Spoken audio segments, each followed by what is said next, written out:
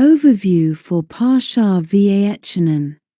As we have pointed out, the Book of Deuteronomy is in effect a restatement of the first 4 books of the Torah, couched in such a way as to make them relevant for the generation that was about to enter the land of Israel.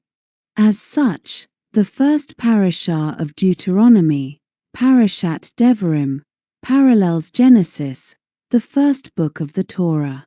Just as the book of Genesis describes the historical background for the Torah in general, detailing the necessity for the creation of the Jewish people, so does Parashat Devarim describe the historical background for the restatement of the Torah in the book of Deuteronomy, detailing the events that necessitated the 40-year detainment in the desert and the rise of a new generation that would enter the land.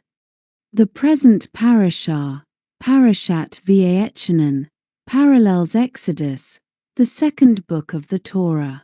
The book of Exodus laid the theological underpinnings of the Jewish people's existence, their distinction from other peoples, the Exodus, their unique covenant with God and attendant belief system, the giving of the Torah, and their purpose as a people, to make the world a home for God, as encapsulated in the tabernacle. In a parallel manner, Parashat V'Echanan describes the spiritual uniqueness of the new generation, as we will discuss presently, restates the covenant with God on their level, the repetition of the 10 Commandments, and transforms the imperative to make the world God's home into the basic, central statement of Judaism, the Shema. This explains why, in Parashat V'Echanan, Moses recounts historical events that preceded those he reviewed in Parashat Devarim.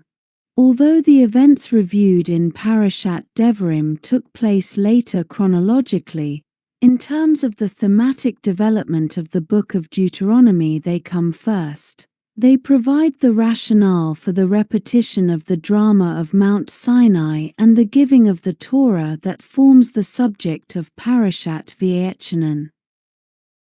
Parashat V'Echanan opens with Moses' description of how, at the end of the 40-year detour in the desert, he once again pleaded with God to let him enter the land of Israel, and how God refused his request.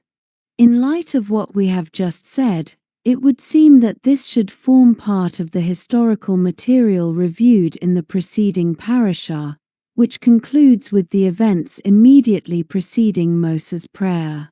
Why then is it placed here, at the beginning of Parashat V'Echanan? Moses knew that the generation standing before him was not on the same level of spiritual perception as that of the preceding generation, who had witnessed the miracles of the Exodus and the giving of the Torah. He therefore understood that their confrontation with the materiality of the physical world would be a struggle, and that it would take time, perhaps a long time, until they would accomplish the purpose for which they were entering the land.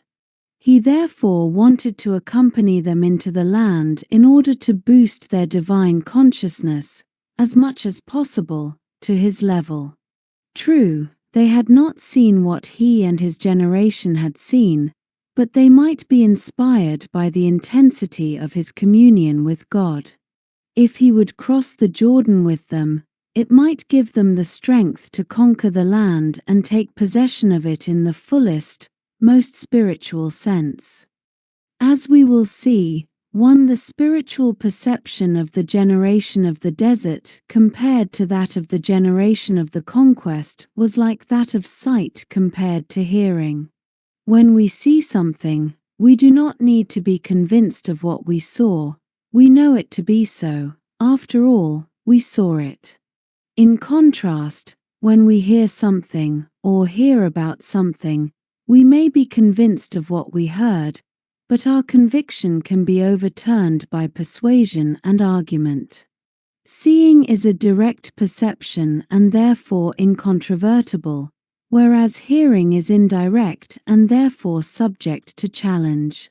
Thus, even if the Jews of the generation entering the land of Israel would not doubt the truth of their Jewish beliefs for a moment, the facade of materiality would still have a louder voice in their minds than it ever could have had in their parents'. The reality of God and the subordination of the physical to the spiritual had simply not been burned into their souls with the same intensity. Thus, Moses wanted to impart this spiritual sight to the new generation. God, you took the initiative to show your servant your magnanimity. Please let me cross over and see the good land. Too, had he been able to see the land from within with his eyes, it would have looked different to the entire Jewish people. But God only let him see the land from afar. Ascend to the peak of Mount Nebo and lift up your eyes westward, northward, southward, and eastward, and see it, but only from afar, with your eyes, for you will not cross this Jordan River. 3. Resigned to the fact that his people would not attain this level of divine perception, he instructed them to at least listen to the decrees and the laws that I am teaching you, for thus setting the tone for the rest of his address to them, and indeed, for the rest of the book of Deuteronomy. But why did God refuse Moses' request to enter the land? Why did he not want the Jewish people to attain Moses' level of spiritual perception, which would enable them to accomplish their task in the land that much swifter and better? The answer, of course, is that despite the advantages of sight over hearing, there is also an advantage of hearing over sight. True, when we see something, our sense of the reality of what we see is much stronger than when we only hear about it. However, this experience of certainty is solely due to the force of the experience and not to any work we have done in refining our perception. It is a certainty imposed upon us from without rather than one that solidifies gradually from within. Therefore, its effect on us as people, albeit powerful, is superficial and ephemeral. Once we are no longer looking at what we saw, our experience of it begins to fade, eventually becoming weak enough to be challenged. In contrast, the conviction of truth we arrive at indirectly engages us to a much greater and more profound degree. In the course of reaching this conviction, we have to struggle with the arguments and perceptions posed by the world, which challenge and conflict with this truth. By answering and overcoming these tests, we are changed in the process. Since, as we know, the purpose of creation is that divine consciousness permeate reality to the greatest extent possible, that our entire being be filled with the knowledge of God, it is clear that in order for this to be accomplished, it was imperative that Moses not accompany the Jewish people across the Jordan. When we will have refined reality to the greatest extent possible by dint of our own efforts, we too will be granted the spiritual perception of Moses, as it is written, and the glory of God will be revealed, and all flesh will see it together. 5. Nonetheless, as we have learned, 6. The prayer of a righteous person is always fulfilled in some way.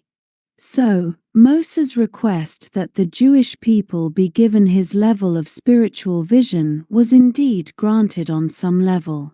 Thus, each of us possesses an inner vision of reality that affords us absolute certainty with regard to issues of Jewish faith.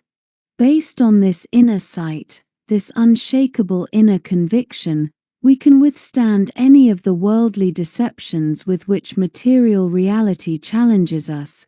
We can preserve our own divine consciousness and disseminate it throughout the world, as well.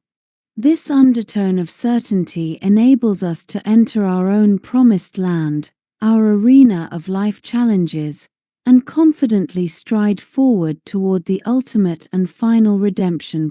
7.